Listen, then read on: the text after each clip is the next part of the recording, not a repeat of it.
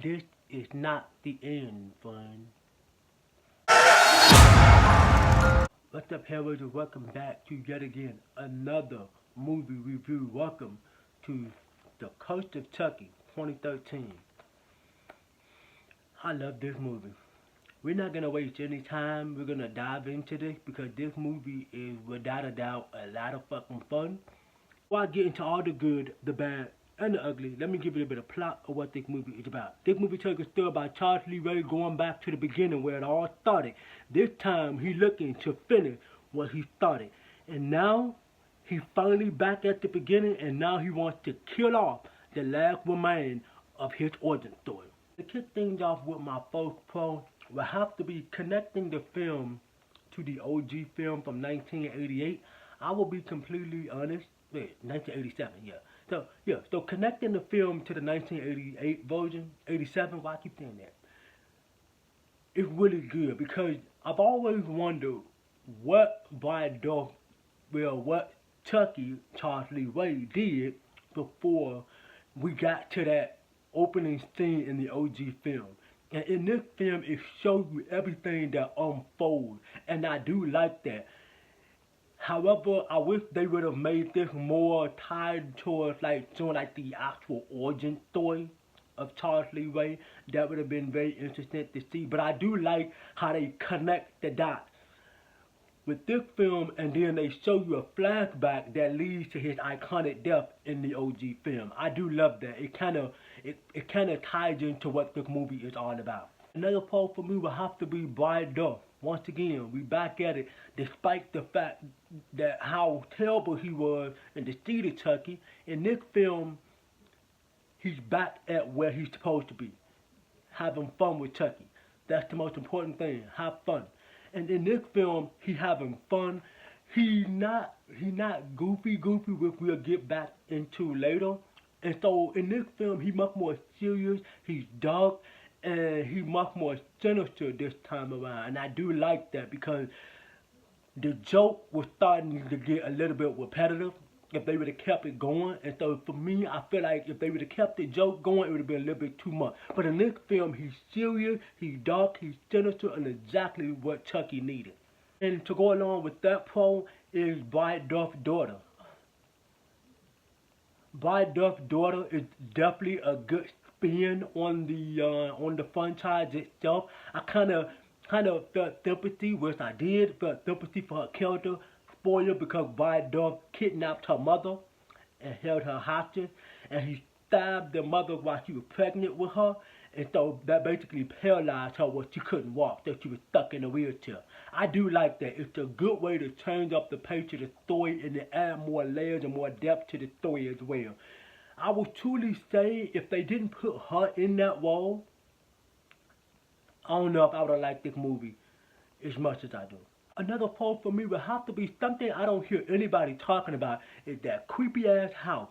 That is a creepy ass house. I love the aesthetic, I love the atmosphere, I love the lighting, I love the look of it, the actual design itself. Kind of got that little Addams Family little vibe to it. Maybe that's just me, but it just kind of have like a little creepy edge to it, and they use that house for its full advantage. And that's why I say I don't hear a lot of people talking about it, because that is a creepy ass house.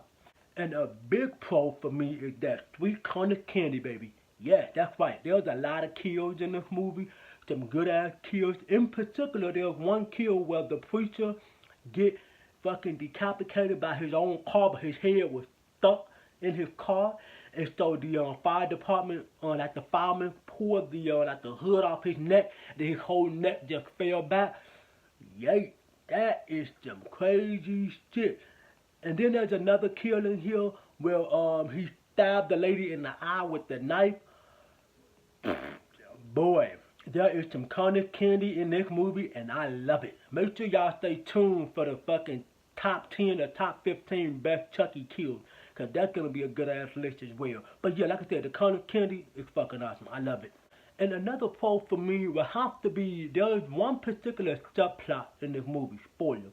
There's one particular subplot in this movie where there's this babysitter that's being introduced with his family. And so the movie kind of make you think that the husband is the one sleeping with the babysitter. But they flipped the table and it was the wife sleeping with the female babysitter. I do like that because throughout the entire runtime of the movie, you got the husband floating with the babysitter, and then you got the wife looking at the husband and start to notice that he putting a liking to her. And so later on in the film, we get to see the babysitter make out with the wife, and I'm looking like that is a good change of pace. Also, it's a good subplot just to keep the fucking movie going and keep you on edge, keeping you guessing, watching what Chucky's doing, and then as well as looking to see who the fuck the babysitter is sneaking around with behind the couple's back. I do like that. Like I said before, I said again, it's a good change of pace to the story. Another pro for me would have to be the new look of Chucky, but the same old bad guy. Yeah. So this new look of Chucky is basically where he got like this stuff on his face and like some fake clay or something. And so the one of our characters in the film move it off and we see the iconic staplers and stitched up look of Chucky. And I do like that because when I first started this film for the first time back in 2013, I actually thought that they were going to reimagine the entire thing. I was so disappointed, but then I slowly started to realize, wait a minute, this might be good for the film. And then they slowly start to reveal the actual Chucky that we know and love. I do like that. This new look, same bad guy. Love that. And another pro, and my final pro, is what I kind of already touched on it, is when I said that all like the joke were not, like there was really no jokes in this film. At least to my knowledge. I watched the fucking film and there was no joke. This Chucky is serious. He means business. He here to fuck you up. That's what I like. The fucking joke is just starts to become a little bit repetitive the further you get into these films. This is something that I kind of wanted with Freddy as well. I wish they would have just got rid of the joke all along, but they didn't. And so when Chucky starts to get more movies, I start to notice, that they started taking the joke back and get Chucky back on track, make him more serious. And that's exactly what Chucky needed. Moving on into the cons. Well, there's only two cons, but it doesn't take away my enjoyment for the film. It's just that my first con is the CGI. There's a particular scene where Chucky walking down the stairs, and you can clearly see a CGI doll just walking down the fucking stairs. And it's just so weird to me because, like, I'm looking at this, I'm looking like, this shit is not gonna age well. I started this shit back in 2013. I'm looking like, that's not gonna age well. And watching it now in 2024, yeah, that shit looks terrible. Absolutely terrible. Like I said before, I said again, it doesn't take away my enjoyment for the film. Still love this movie. I'm not quite sure what it's gonna go on my ranking, but I still love this fucking film. It doesn't take away no enjoyment for the film. And my final con will have to be Nika. Nika, which is Brad Dourif's character's name in the film. Maybe it's just a little nitpick, but I would truly say that her trying to act like she paralyzed from the waist down is absolutely fucking terrible, because there's so many times where you can see her move her legs and she's supposed to be paralyzed. There's a particular scene where Chucky is chasing her on this elevator and she's trying to close the elevator door, and before she do that, she pull her legs in, but then she close her leg without using her hand to close her leg, and she's supposed to be paralyzed. There's a particular scene where she's walking, well, she's not walking, but like she did, like she picked up her leg when she was sitting on a wheelchair, and you can clearly see she's not really using her hand. She just lift her leg up and put her leg down on the floor. Like I said, it's just something I've noticed watching this movie for the first time and watching it now all these years later.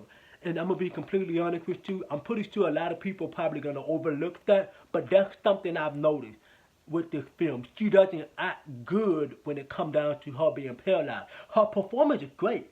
She's a great actress. I'll give her that. But her acting paralyzed from the waist down does not fucking work for one single second. My overall thoughts is that The Curse of Chucky is a fucking blast to watch, and it's a hell of a lot of fun. I'm still debating where this motherfucker gonna go on that ranking. I don't even know where this is gonna go. But anyway, Hellraiser, that's pretty much gonna wrap up your review for the Curse of Chucky from 2013. If you want to get in touch with me, remember, social media link will always be in the description down below. I hope to catch you Hellraisers in my next video. But before I let you go, make sure you consider dropping a like on the video, subscribe to the channel, and turn on that fucking bell notification so that when I drop another lit video for the channel, you'll be the first ones to get it. And I hope to catch you Hellraiser in next video. Don't forget, stay creepy, stay spooky, and I'll see you next time. Peace.